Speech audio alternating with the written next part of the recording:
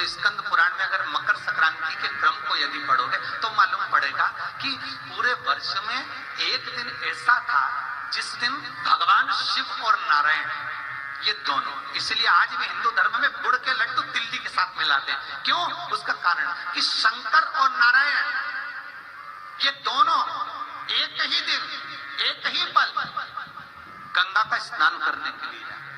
एक माता लक्ष्मी भगवान नारायण और भगवान शिव को स्नान के लिए गुप्त रूप से झांकती है, तो भगवान विष्णु ने तिरछी दृष्टि में माता लक्ष्मी को देखा।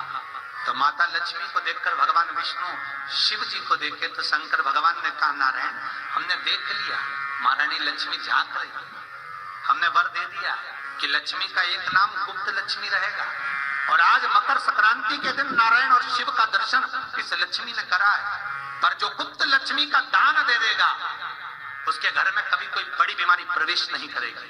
कैंसर जैसा रोग, किडनी और लीवर का रोग नहीं हो सकता। आज भी नियम है कि मकर संक्रांति के दिन एक लड्डू बनाया जाता है गुड़ और तिल्ली का, उसमें 1 का सिक्का 2 का सिक्का या कोई लक्ष्मी उसमें फंसा दी जाती है और लड्डू को पैक कर कर किसी मंदिर में दान दे दिया जाता है। उसको कहते हैं गुप्त लक्ष्मी, जिससे घर में कोई बड़ी बीमारी प्रवेश नहीं, वो केवल मकर संक्रांति को ही होता है।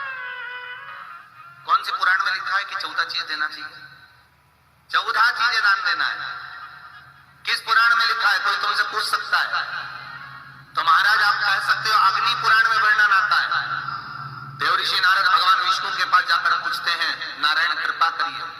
भगवान विष्णु ने पूछा क्या बात है, बोलिए देवऋषि नारद क्या चाहता, हमें इतना सा बता दो।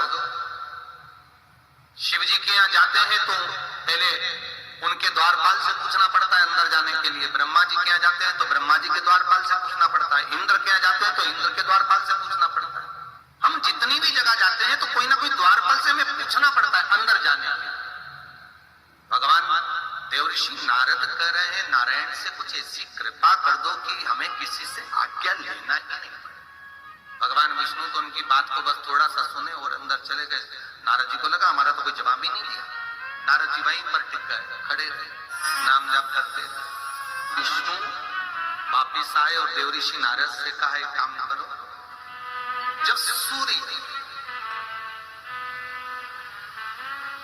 मकर में प्रवेश करते हुए उत्तरायण की ओर जावे, उस घड़ी उस पल में देवऋषि नारद तुम 14 बार भगवान के नाम का, शिव नाम का दान दे दीजिए। भगवान नारायण के नाम का, राम नाम का, कृष्ण नाम का दान दे दीजिए। अब देखो यहाँ पर यह नहीं लिखा कि प्लास्टिक का डब्बा दो, समझ लेना जी हो अच्छे से कि लोगों ने दान को कितना भ्रष्ट कर दिया वो बताया जाता है। अग्नि पुराण में यह नहीं लिखा कि तुम प्लास्टिक की चाय की चन्नी दो 14, बाल्टी दो 14, या प्लास्टिक का डब्बा दो 14। यहां पर यह नहीं लिखा है कुछ। यहां क्या लिखा अग्नि पुराण में कि मकर संक्रांति के दिन जब सूर्य उत्तरायण भाव में प्रवेश करे, मकर में जावे, उस समय पर देवऋषि नारद तुम्हारे मुख से अगर 14 बार भगवान के नाम का दान 14 जीवों को दे आओगे तो किसी भी देवता के पास जाओगे, तुम्हें परमिशन की जरूरत नहीं पड़ेगी, तुम डायरेक्ट प्रवेश कर जाओगे। डायरेक्ट। अब तुमको अगर व्यक्तित्व में डायरेक्ट प्रवेश करना हो तो बिना पूछे, तो उसके लिए कहा ही मकर संक्रांति पे दान दो। तो किस चीज का दान देना है हमारा? प्लास्टिक का डब्बा नहीं, बाल्टी नहीं, चन्नी नहीं, किस चीज का दान? तो कहा अगर देवर्षि नारद आप दान दे रहे हो तो 14 नाम का दान दीजिए, 14 जीवों को नाम का दान दे दो, भगवान के नाम का भजन करो। और अगर संसार के लोग दान दे तो किस चीज का? तो कि अन्न से बड़ा कोई दान,